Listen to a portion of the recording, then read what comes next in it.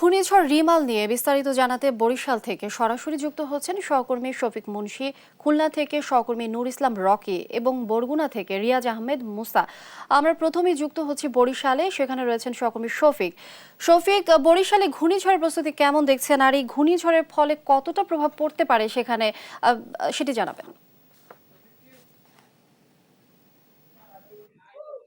লিনিয়া, আমি আসলে আছি বর্তমানে বরিশাল নদী বন্দরে, এবং এখানে কিন্তু 3 নম্বর সতর্কতা সংকেত চলছে। এবং এর প্রেক্ষিতে কিন্তু আজকে সকাল থেকে আমরা যেটা দেখেছি, বরিশাল নৌ বন্দর থেকে কিন্তু অভ্যন্তরীণ রুটে সকল জায়গায় কিন্তু নৌ চলাচল বন্ধ রয়েছে। এছাড়া বরিশাল বিভাগের পায়রা সমুদ্র বন্দর সেটিতে কিন্তু 7 নম্বর বিপদ সংকেত চলছে। আমরা আবহাওয়া অধিদপ্তরের সাথে কথা বলেছিলাম, আঞ্চলিক আবহাওয়া অফিসের সাথে কথা বলেছিলাম। তারা আমাদেরকে যেটা জানিয়েছে যে আজ দুপুরের পর থেকে কিন্তু এই যে যে আসন্ন ঘূর্ণিঝড় রেবেল, সেটির কিন্তু চূড়ান্ত যে প্রভাব সেটি আসলে বরিশালের উপর পড়া শুরু করতে পারে। এবং এই রেমালের যে অগ্রভাগ, সেটা কিন্তু এখন পর্যন্ত এই পটুয়াখালীর খেপু পড়ার দিকেই আছে বলে আমাদেরকে নিশ্চিত করেছে এখানকার যে আবহাওয়া অধিদপ্তরের যারা, তারা একই সাথে পূর্বাভাস দিয়েছে যে বিকেল থেকেই কিন্তু আসলে ঝড় একটা বয়ে যেতে পারে। এবং সন্ধ্যা নাগাদ আসলে এই বরিশালের বিভিন্ন জায়গা থেকে আসলে বয়ে যাবে এই ঘূর্ণিঝড়। এই ঘূর্ণিঝড়ের প্রভাবে কিন্তু আপনাকে আরেকটু জানাতে চাই যে গতকাল সন্ধ্যার পর থেকে কিন্তু আবহাওয়া অতিশয় খারাপের দিকেই আসলে যাওয়া শুরু করেছে। এবং গতকাল সন্ধ্যার পর কিন্তু ঘন্টাখানেক বৃষ্টিপাত হয়েছে বরিশালে। এখন কিন্তু বৃষ্টিপাত কিছুটা কম থাকলেও কিন্তু বাতাস রয়েছে প্রচুর। আমরা কিন্তু আসলে আমাদের দর্শকদেরকে দেখাতে পারছি যে নদীর পানিও বেশ ফুসলে উঠেছে। এবং আমরা যেটা আসলে সর্বশেষ জানতে পেরেছি আজকে সকাল 6টা নাগাদ, এখন পর্যন্ত কিন্তু যে এই কীর্তন খোলা সহ আশেপাশের যে নদীগুলো, সেগুলোর পানি বিপদ সংকেত ছাড়িয়ে না গেলেও উচ্চতা কিন্তু কিছুটা বৃদ্ধি পেয়েছে। কিন্তু ঘূর্ণিঝড়টি যদি জোয়ারের সময় হয়, তবে এই নদীর পানিগুলো বিপদসীমা অতিক্রম করে লোকালয়ে ঢুকে পড়তে পারে বলেই আমাদেরকে কিন্তু আবহাওয়া বিশেষজ্ঞ যারা আছেন, দুর্যোগ ব্যবস্থাপনা বিশেষজ্ঞ যারা আছেন, তারা জানিয়েছেন। তারা একই সাথে আরো যে বিষয়টি আসলে জানিয়েছেন, সেটা হচ্ছে এই যে এই ঘূর্ণিঝড়ের সাথে সাথে একটি জলোচ্ছ্বাসের সম্ভাবনা আছে, যেটির উচ্চতা হতে পারে 7 থেকে 8 ফুট। তো এই ছিল বরিশাল থেকে আসলে যে ঘূর্ণিঝড় রেমেলের সর্বশেষ পরিস্থিতি। আমরা এখন যাব খুলনায়, সেখানে আছেন আমাদের সহকর্মী রকি।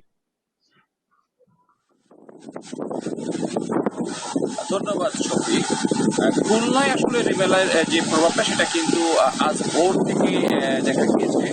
আমি একটু জানিয়ে রাখি লিনিয়া যে গতকাল রাত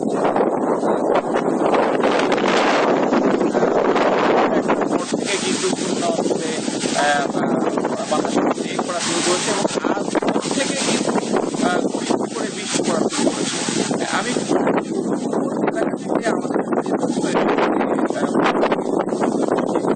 বাতাসের যে বেগ, এটা প্রচন্ড পরিমাণ বেড়ে গিয়েছে। তো রেমালকে কেন্দ্র করে কিন্তু ইতিমধ্যে জেলা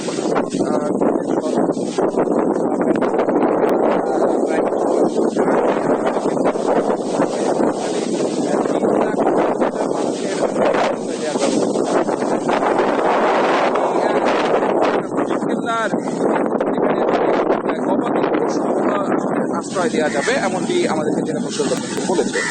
পাশাপাশি লিনিয়া, আমি একটু বলতে চাই যে খুলনায় কিন্তু এখন যে অবস্থা, সেটা কিন্তু আসলে প্রচণ্ড বাতাসের গতিবেগের পাশাপাশি রোদের একটা চাপ আছে। তবে গরম হিসেবে এই ঝড়ের আগে আসলে আবহাওয়াটা এমনটাই হয় বলে কিন্তু আমরা জানতে পেরেছি যে ঝড় আসার আগেই কিন্তু এরকম প্রচণ্ড বাতাস এবং রোদের ছাপ থাকে, এবং হঠাৎ করেই কিন্তু অন্ধকার হওয়ার পরেই প্রচণ্ড বেগে ঝড় আসে।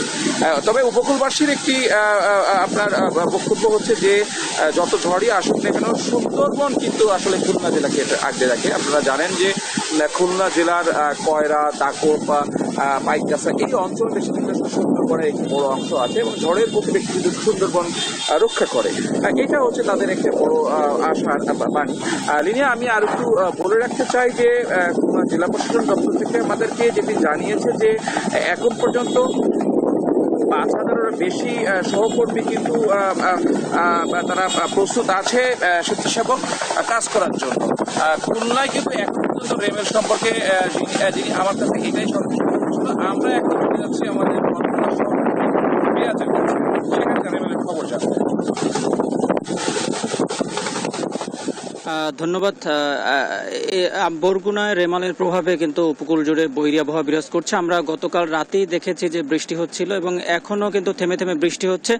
আমি এখন রয়েছি বিষখালী এলাকায় এবং এখানে কিন্তু ৭ নম্বর সতর্কতা সংকেতের পরেও কিন্তু খেয়া পারাপার অব্যাহত রয়েছে। আমরা গতকালকে জেলা প্রশাসনের পক্ষ থেকে যেমন ঘোষণা শুনেছিলাম যে বরগুনার যত খেয়াগুলো রয়েছে যে ঝুঁকিপূর্ণ চলাচল সেগুলো কিন্তু বন্ধ থাকবে, কিন্তু আমরা এখানে এসে দেখলাম যে আসলে বরগুনার এই যে বিষখালী নদীর যে খেয়াঘাটটা সেটি কিন্তু পারাপার অব্যাহত রয়েছে এবং এছাড়াও কিন্তু বিভিন্ন জায়গায় যে খেয়াঘাটগুলো রয়েছে সেগুলো অব্যাহত রয়েছে।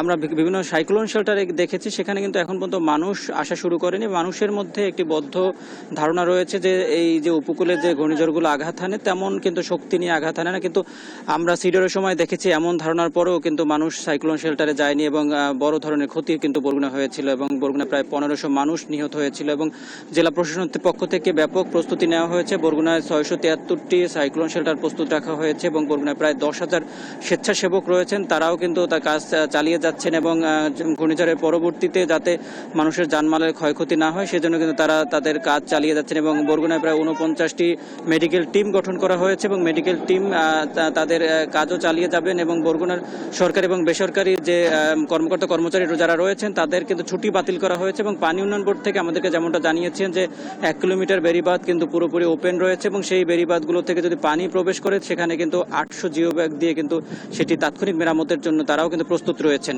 এই ছিল বরগুনা থেকে আমার কাছে সর্বশেষ। অসংখ্য ধন্যবাদ আপনাদের তিনজনকে আমাদের সঙ্গে যুক্ত হবার জন্য। আপনারা যুক্ত থাকুন, আমরা পরবর্তী সংবাদে আবারও যুক্ত হয়ে দর্শকদের দেখানোর চেষ্টা করব ঘূর্ণিঝড় রিমাল নিয়ে বিস্তারিত।